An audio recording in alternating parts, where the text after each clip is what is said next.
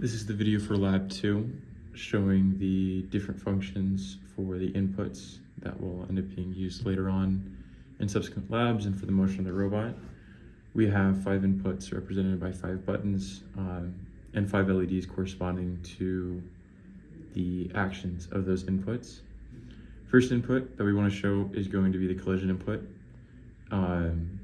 This LED indicates that the middle button, which is the input of a sensed collision, is triggering and telling the robot that there is an impending collision, so it should stop its motion.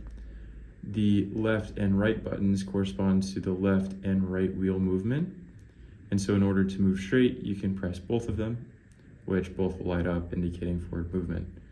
However, as mentioned before, collision should stop any movement, so if we were to indicate straight forward movement like that, and then a collision, then the collision button will turn off those LEDs. And then in addition, not only for straight movement, but for any movement, the collision takes precedent, so right movement is overtaken and left movement the same. The far left and right buttons indicate the servo movement, left for up and right for down.